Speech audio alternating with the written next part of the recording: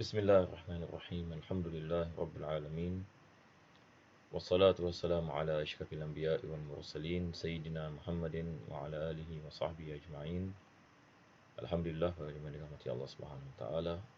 Pertama dan utama sekali kita memanjatkan kesyukuran ini kepada Allah dapat kita masuk ini pada 10 hari terakhir daripada bulan Ramadan, dan kita berdoa mudah-mudahan Allah memberkati kita dalam malam-malam bahagia ini dan berikan kepada kita kekuatan insya-Allah untuk kita melaksanakan amalan-amalan yang mendekatkan diri kita kepada Allah dan diterima oleh Allah insya-Allah. Allah selamatkan kita daripada segala bala, wabak, segala kesusahan di dunia dan akhirat. We pray that Allah Subhanahu wa taala bless us in your taufiq and understanding and taqwa, and protect us from all difficulties, trials and tribulations in dunya and akhirat. Amin. Ya Rabbal Alamin. So now insya-Allah we will enter into the first any question for our session today. So question is asking, Salam Ustaz, wa alaikum assalam. If we were to do istinja and the water goes inside our private parts, even if we didn't do it excessively, is my fasting still valid? Same goes to when taking ablution, which involves our cavities, ears, nose and mouth. Even though we didn't take our ablution excessively. Now this is basically the first question. The question is asking if a person does any istinja and he does not do it excessively, but some water enter into the private parts, this is forgiven. With the condition then you do not do it excessively. Likewise, when you are doing a gargling and ablution and istinshaq, putting water into the nose, if you do not do it excessively, then it is forgiven. Unless if you do it excessively, then your fasting becomes invalid. I hope it is clear insyaAllah. Soalan yang pertama menanyakan seorang yang dia melakukan istinja, dia tak melakukan istinja dengan kuat maksudnya, akan tetapi sedikit air termasuk ke dalam kemaluannya. Sama juga bila seorang itu melakukan komo-komo dan istinsyaq, memasukkan air ke dalam hidung. Kalau dia tidak melakukan dengan kuat, adakah batal puasanya? Tidak batal, dimaafkan. Kalau sekiranya dia tidak melakukan dengan mubalarah, yakni dengan kuat maksudnya. Melainkan kalau dia betul-betul melakukan dengan kuat dan sebagainya, selepas itu termasuk air, maka ini membatalkan puasa. Maka kita kena lihat cara yang dilakukan oleh seseorang. Itu sebab bila kita sedang puasa, maka tidak dibolehkan kita melakukan istinja dengan kuat ataupun memasukkan air ke dalam hidung ataupun mulut dengan kuat yang boleh menyebabkan air tertelan. Maka ini boleh membatalkan puasa kita. Nah. Number 2 is regarding one's gaze at a non-mahram, will it invalidate my fasting even if we gaze at a cartoon or movie, game, any character? Syukran Ustaz. Pertaining to gazing at a non-mahram, if there is a non-mahram and you are looking at the aura, for example, it is a sin. It is a sin if you are looking at the aura. It does not invalidate your prayer, but it is considered to be a sin if there is any arousal and so on and so forth. This will decrease in your rewards in fasting, but it will not invalidate your fasting. So looking at things that is haram does not invalidate your fasting, but it makes decrease in rewards of your fasting. Pertaining to gazing at the cartoon, video game, this is no issue at all. And you are gazing at the cartoon or a video game any character, this is different. This is not looking at the aura of a person. But if it arouses you, meaning there are so many cartoons, for example, they draw in a state where a person can be aroused, sexually aroused. This kind of cartoons are present a lot nowadays, sadly. This is haram, and if you purposely you look at it and it arouses you, where the cartoon portrays semi nakedness of a character and so on, this will same thing, and it decreases your rewards, but it does not make your fasting invalid. Berkenaan dengan seorang itu melihat kepada wanita yang bukan mahram ataupun lelaki bukan mahram dan melihat kepada auratnya, adakah ini membatalkan puasa? Soalan menanyakan. Dia tidak membatalkan puasa. Melihat kepada aurat, kita mengatakan diharamkan, akan tetapi dia tidak membatalkan puasa, akan tetapi dia menyebabkan pahala daripada puasa itu berkurangan. Sama juga dia menanyakan berkenaan dengan melihat satu kartun game ataupun karakter kartun, adakah ini membatalkan puasa? Ia tidak membatalkan puasa kalau sekiranya kartun tersebut mempamerkan misalan sesuatu yang boleh menaikkan syahwat, maka ini diharamkan. Maka ia mengurangkan pahala puasa kita, tetapi ia tidak membatalkan puasa. Nombor dua, soalan menanyakan, Assalamualaikum Ustaz. Waalaikumsalam. Saya ada dua soalan. Pertama, bagaimana kita nak bayar zakat harta dan fitrah online? Maksud saya, bagaimana saya nak niat zakat? Yang ini berkenaan dengan membayar zakat yang ini. Kalau kita nak memberikan kepada fakir miskin yang ini misalan, ataupun kita punya zakat fitrah, kita kenal orang fakir miskin, kita memberikan kepada mereka. Dan ini kita lihat ini kepada keadaan kita, misalan siapa-siapa ahli keluarga kita yang memerlukan wang, lebih lagi pada masa ini, masa COVID-19 ini. Jadi kita memberikan kepada mereka. Jadi disebabkan kita dalam keadaan seperti ini, mungkin susah kita nak pergi sama orang. Jadi apa kita buat? Kita transfer melalui POSB misalan, ataupun melalui PayPal dan sebagainya. Jadi apa yang perlu untuk kita lakukan adalah sebelum kita transfer, kita niatkan, ini adalah duit zakat harta saya, ini adalah duit zakat fitrah saya. Jadi kita nak kena niatkan begitu, yakni duit ini berapa yang kita nak berikan sebagai zakat harta. 200, 300 misalan. Zakat fitrah misalan untuk satu keluarga 100 misalan. Ini adalah zakat fitrah bagi ahli keluarga saya, anak-anak saya, nombor 1, nombor 2, nombor 3. Kita niatkan begitu. Yakni bagi isteri saya, bagi anak saya. Ini adalah zakat fitrah saya. Maka apabila kita niat duit tersebut ini untuk zakat, maka ini yang kita maksudkan, ini niat zakat. Selepas itu, yakni kita memberikan kepada fakir miskin.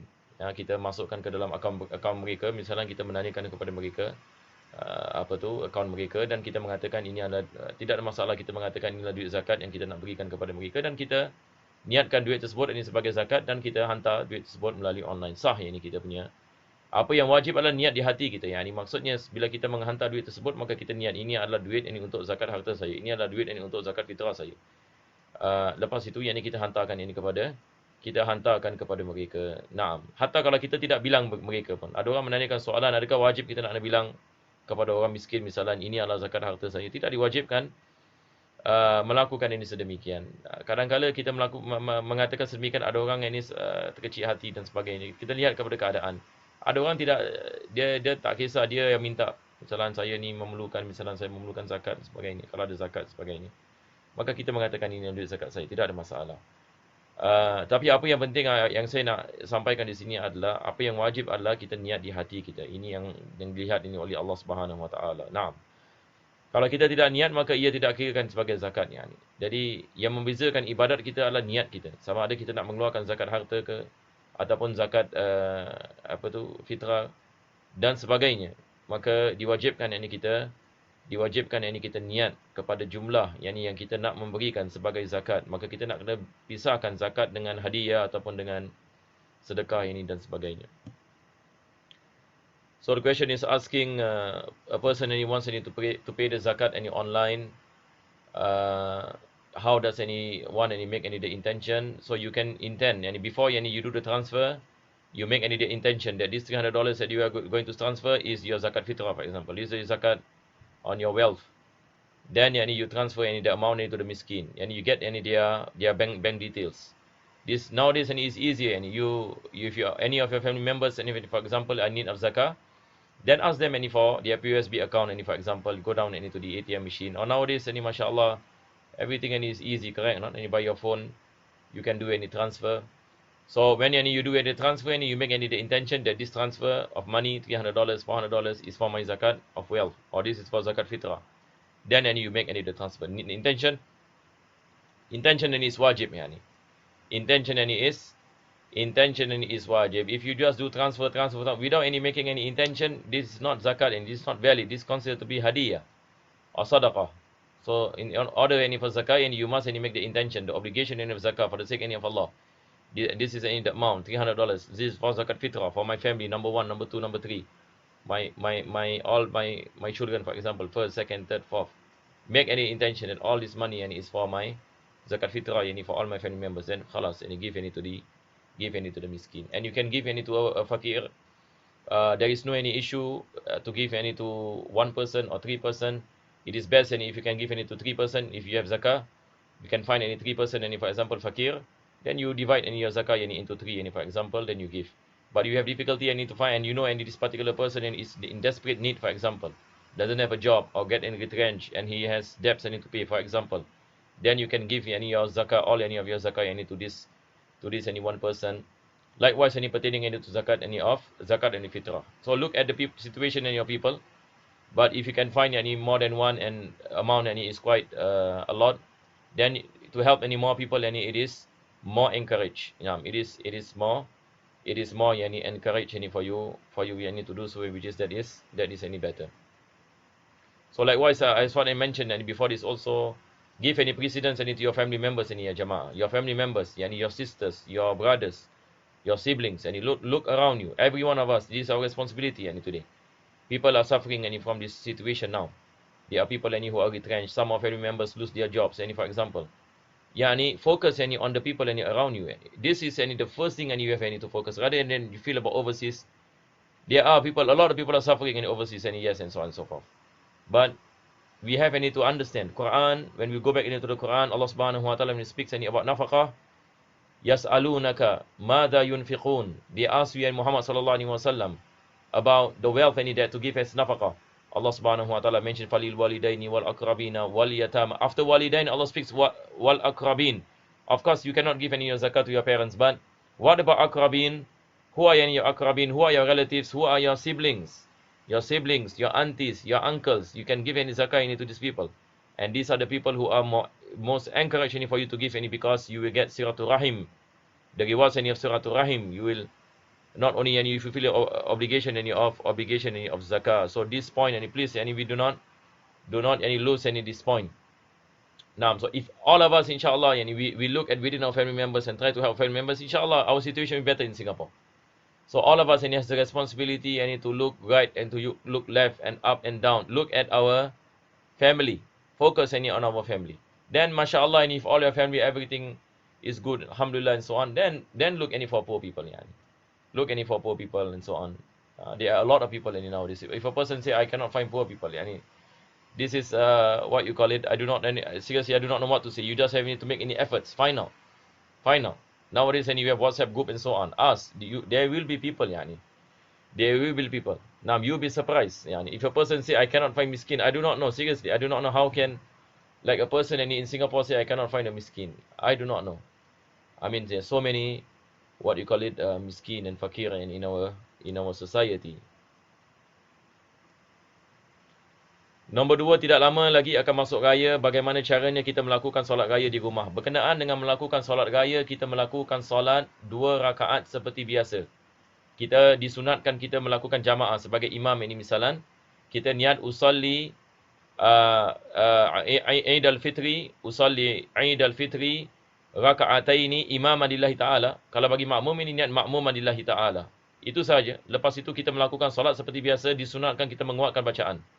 Kalau boleh rakaat pertama kita baca Sabbihisma rabbikal a'la, rakaat kedua kita baca Rasyia kalau kita hafal. Kalau tak hafal, rakaat pertama kita baca Al-Kafirun, rakaat kedua kita baca suratul Ikhlas.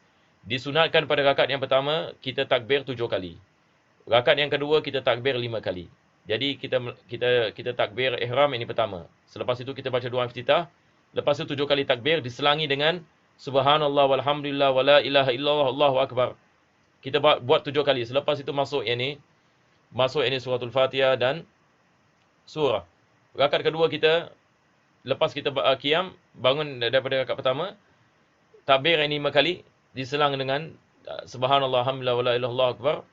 Lepas itu kita solat seperti biasa 2 rakaat. Lepas itu ini kita habis salam, ini doa bersama ahli keluarga kita, dan kita melakukan ini selepas naiknya selepas waktu syuruk.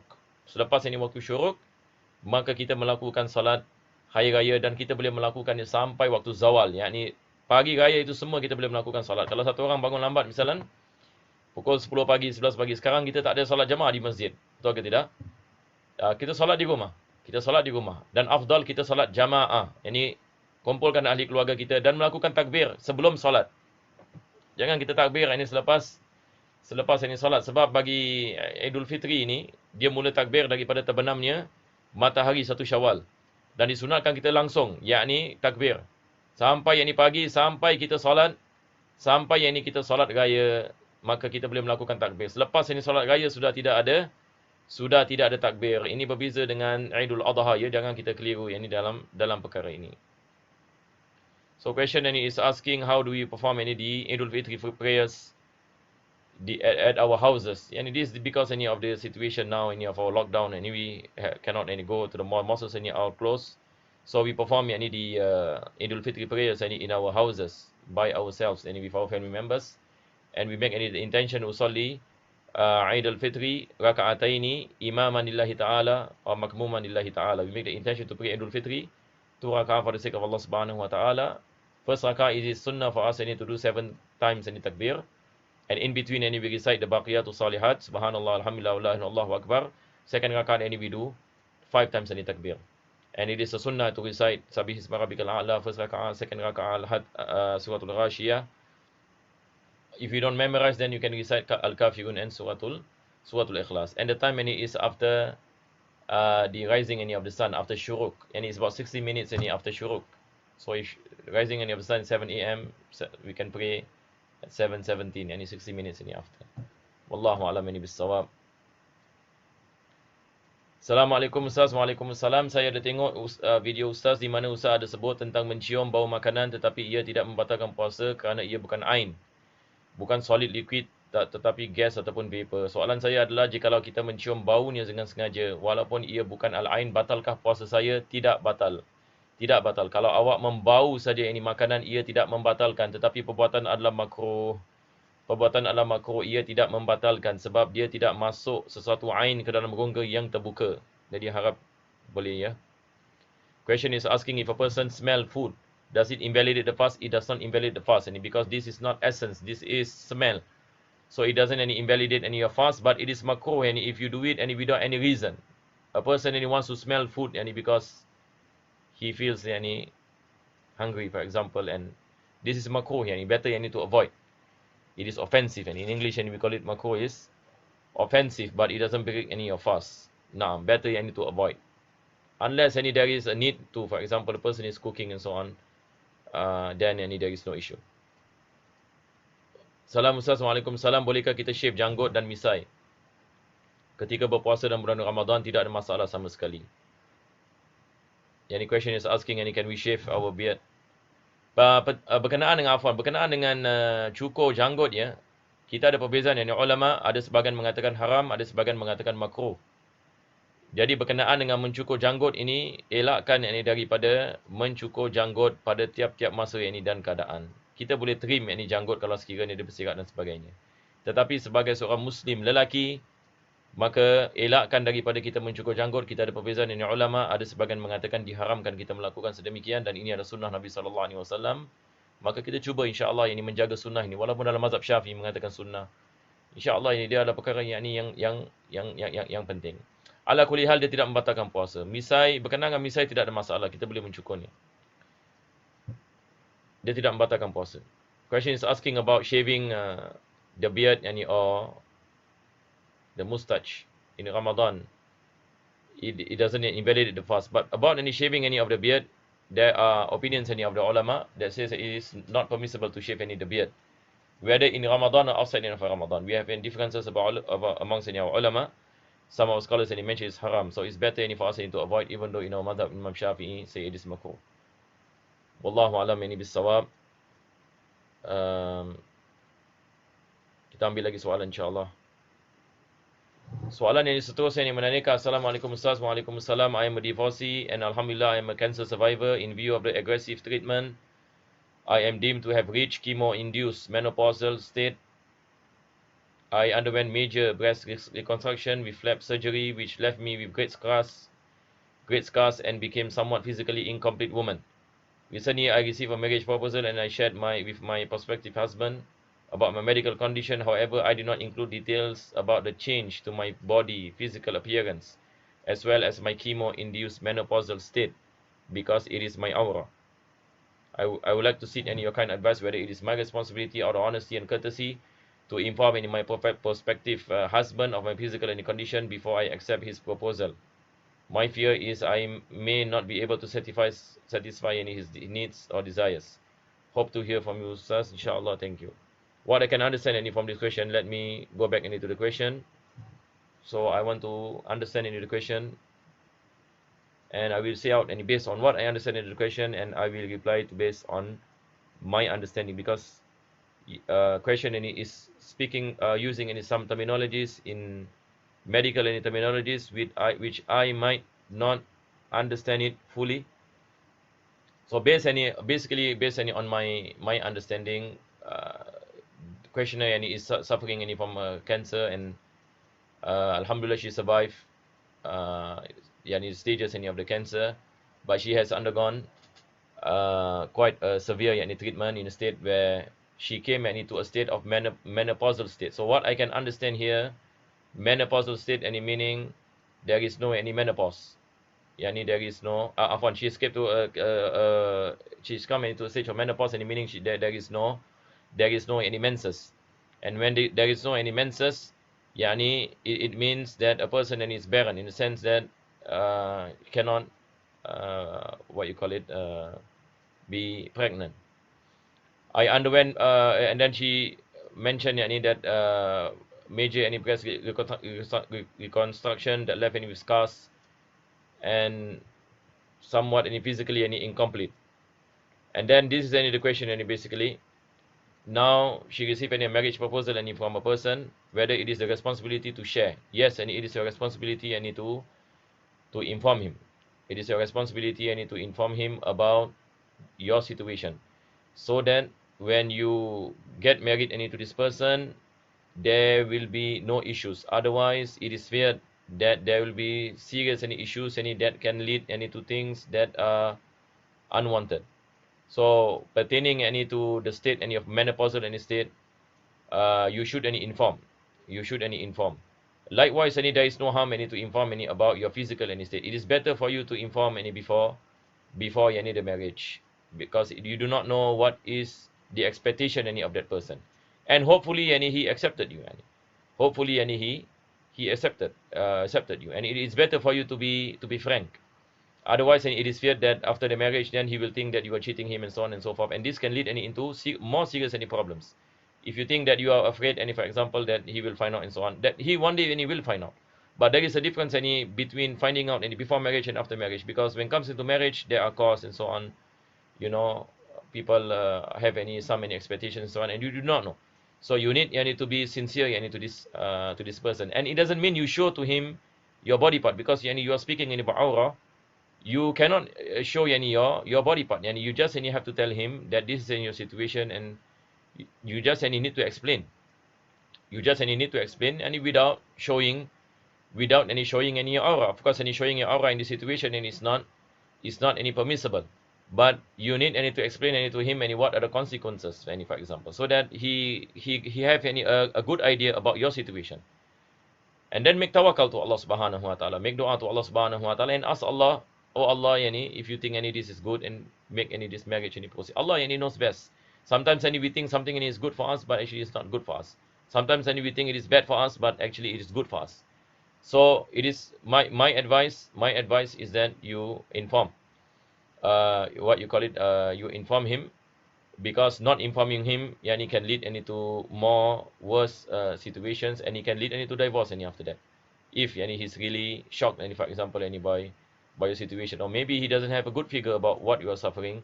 So you just need to explain, and you have to use wisdom also when you explain to him. So I hope inshallah ta'ala that everything goes well, and inshallah may Allah subhanahu wa ta'ala bless all of us inshallah with taufiq.